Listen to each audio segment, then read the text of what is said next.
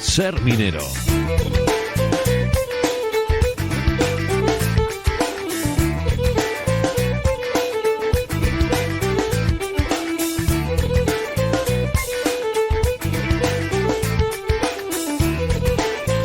Y ahora Ser Minero con Roberto Fernández. Hola Roberto, muy buenas. Hola, buenos días, ¿qué tal? Pues muy bien, con ganas de hablar y de saludar a nuestro invitado que me acompaña aquí en el estudio, pero prefiero que le introduzcas tú si quieres.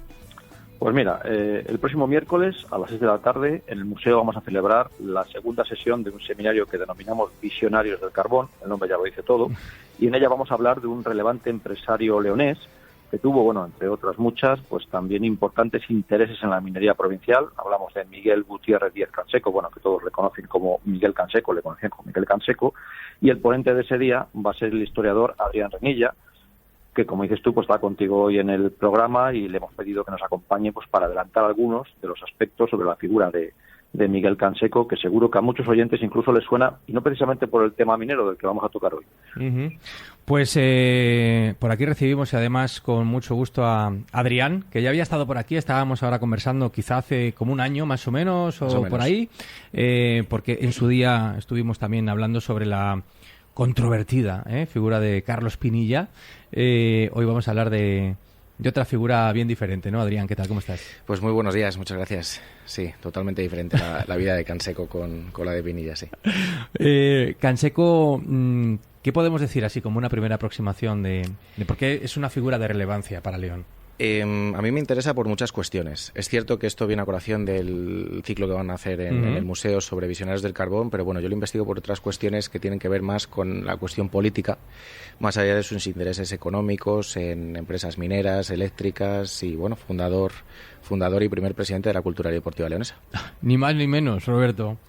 Claro, por eso te decía yo al principio que seguro que a muchos oyentes Canseco les sonaba por esto, ¿no? Porque por el tema futbolístico, porque bueno, si quieres ya lo comentamos, ¿no, Adrián? Llegó a ser, como dices tú, el fundador y el presidente. ¿Cómo acaba ahí Miguel Canseco desde sus negocios? Pues bueno, yo creo que como los empresarios de la época, los industriales de aquel entonces, como diversificaban mucho sus actividades, una de ellas era la actividad social y cultural. Y más o menos entre 1921-22 crean una especie de club cultural y social, y a raíz de eso nace lo que después se convirtió en la cultural y deportiva leonesa. Uh-huh.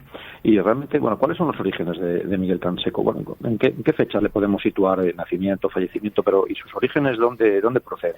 Pues mira, las fechas que manejamos empiezan en 1876, que es cuando nace, y en 1951, que es cuando muere.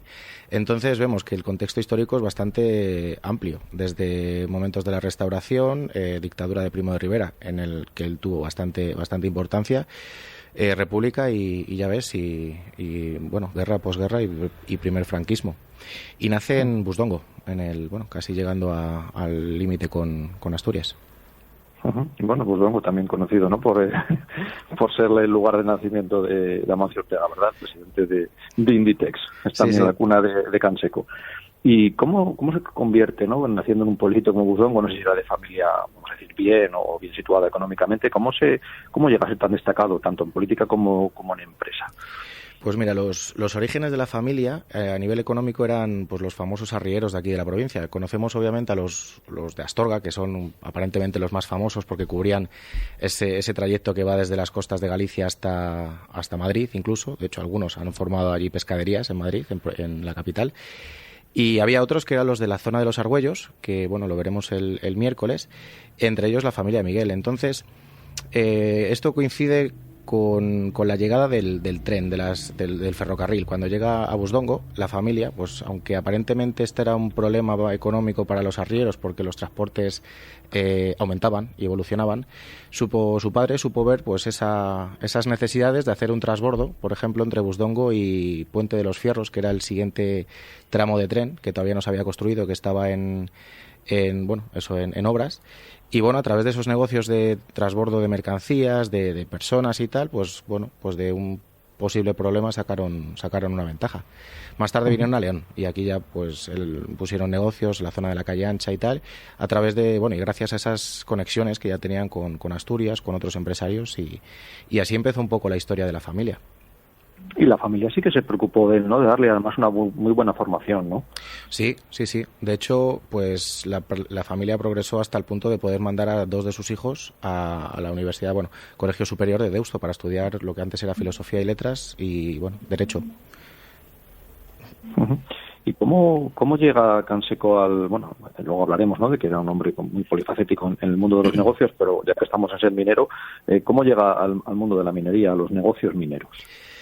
Pues yo calculo, más o menos, no es un dato que tenga a ciencia cierta, o sea, del que esté muy seguro, pero yo calculo que en torno a principios de siglo, en torno a 1904, 1907, que es cuando florecen otros negocios en los que él participa, pues a través de, pues yo creo que retomando un poco los negocios de su padre. El primero de ellos es un salto de agua que tienen en Asturias, y a través de esos negocios y la necesidad de incrementar un poco esa fortuna familiar, pues va creciendo, porque yo lo que veo es que las empresas en las que participas se complementan unas a otras. Un salto de agua para producir energía eléctrica que llega a las minas y, bueno, pues intentando de esta manera llegar así a formar parte de hasta, bueno, 4 empresas y que contaban con unas 24 minas, más o menos. Uh-huh. ¿Y por qué zonas tenemos ubicado más o menos? Porque ya nos hablaba Manuel Olano en la primera sesión del seminario, que hablamos de Carlos de Maur, que es otro, bueno, no tiene nada que ver con Canseco, pero cuando yo le comentaba esto me decía que, bueno, que Canseco también tuvo sus negocios cerca de la zona de Bembibre y por aquella zona también.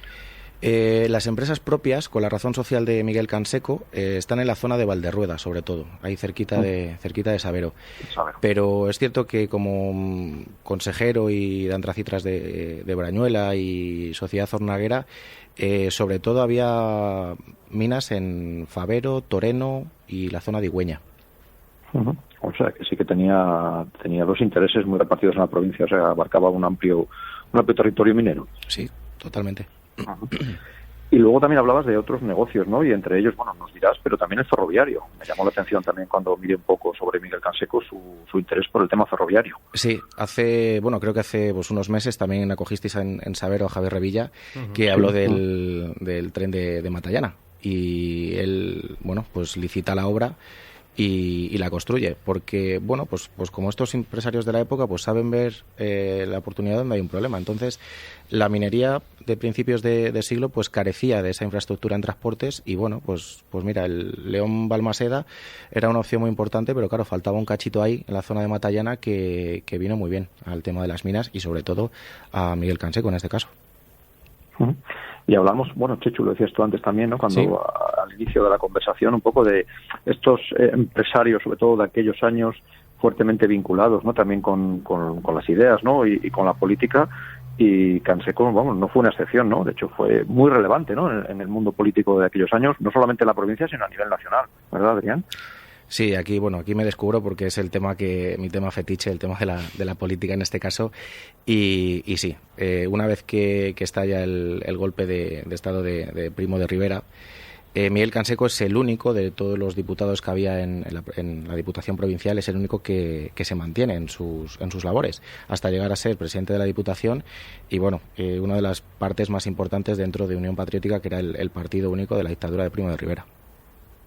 ¿Y dio el salto también a Madrid o ahí estoy yo un poco confuso? No estás nada equivocado. Dio el salto a Madrid. De hecho, espero el miércoles dejaros ahí unos datos de sus continuos viajes a la capital y, bueno, pues digamos que Unión Patriótica tenía un presidente que era el propio dictador y después un consejo de vocales, el Consejo Superior, que eran pues sus 7 manos derechas y Miguel Canseco era una de ellas y, bueno, se reunían en Madrid. Hasta donde sabes era un convencido de Primo de Rivera o también de alguna manera era una forma de mantener su estatus, su posicionamiento, el control, ¿no?, sobre determinados negocios. Yo creo que ambas opciones. Yo creo que era un hombre conservador porque pues pertenece al Partido Conservador desde sus orígenes, básicamente. Fue el precursor del Partido de Unión Patriótica en León. De hecho, fue el primer presidente que tuvo aquí este partido. Formó parte del Somatén, que era una organización de milicias civiles, pues una especie de control social también. Entonces yo creo que era un poco convencido, un poco de manera irónica. Entonces, sí, desde luego que sí. Y ¿de qué manera va evolucionando luego, posteriormente? Yo creo que, su época dorada, por decirlo de esta manera, fue la dictadura de Primo de Rivera, porque es donde más poder pudo acumular.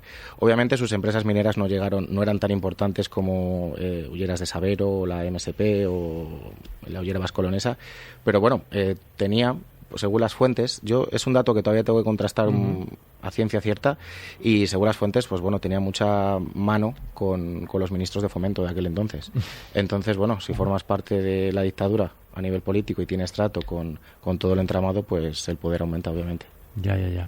¿Y eso le llevó a acumular tantas propiedades porque era un gran terrateniente, o ya venía de familia y de sus negocios? La familia venía con cierta... estoy seguro que sí, que ya venía un poco de herencia, pero es cierto que él sabe ver dónde puede crear un negocio, dónde hacerse acopio de esos lugares, y bueno, su famoso chalet, antes vivían en el centro de León, y después el chalet fue una compra que hizo en la zona desde Michaisa actualmente, desde Cruce de Michaisa hasta la zona de Antibióticos, hasta el punto de tener un apartadero del tren para sus empresas que estaban ahí. Y claro, hablábamos de familia, y igual casi para ir acabando, una persona también muy influyente y muy relevante en Miguel Canseco fue su mujer, ¿verdad? Sí. Su mujer, Elsa Benjón, pues yo considero que era una persona bastante importante. Es un melón que hoy no quería yo descubrir, pero estoy detrás de cosas muy interesantes a este respecto. Bueno, pues ya nos abre la vía para... Cuando quieras abrir el melón, lo contamos.